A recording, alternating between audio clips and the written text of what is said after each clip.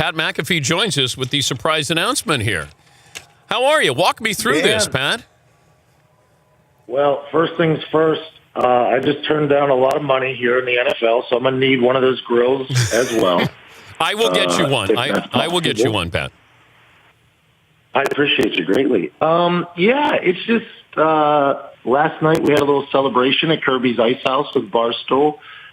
This has kind of been something that's been in the works for like the last 6 weeks. So just kind of making some things happen. I'm joining Barstool. I kind of watched you leave ESPN, and I've always been a diehard fan of yours to kind of go do your own thing. And I'm nowhere near your level, but I get a chance to stay in Indianapolis, and I'm going to have a Barstool headquarters there, and I'm going to do a little radio, a little TV, and just create content in general and hopefully make the world a happier place, man. What did the Colts say? How'd they react when you did you call and tell them the news that you're retiring?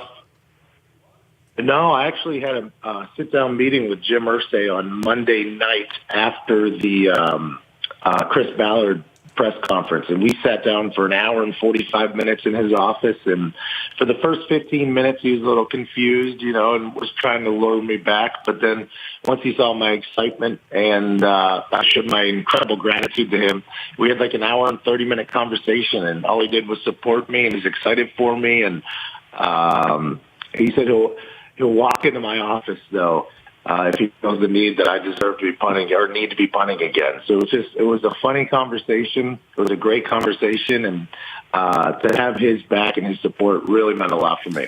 Do you have to? Did you sign your retirement papers yet? No, because we're trying to keep this under wraps a little bit. And nowadays, nothing is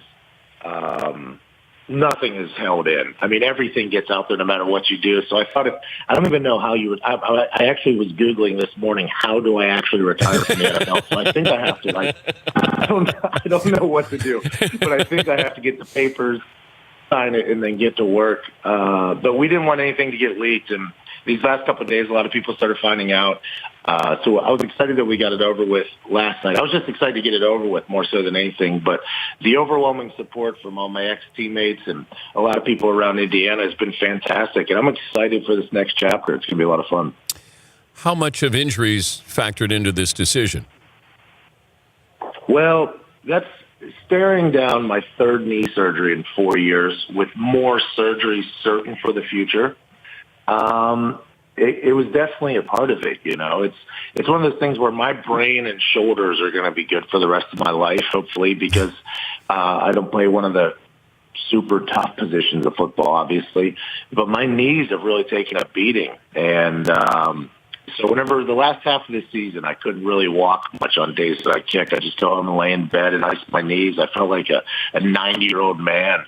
And really just going into work every morning, God, there has to be something more to life than kicking balls. And then when Barstool Sports approached me about the potential of joining their family whenever I'm done with football, I told them I might be done sooner than most think, and conversations kind of cooked up, and I told them I wanted to stay in Indianapolis. They said, sounds good, we'll just give you headquarters out there. And it was the perfect fit at the perfect time, and it should be fantastic. We'll see what happens. The Dan Patrick Show, weekday mornings on Audience.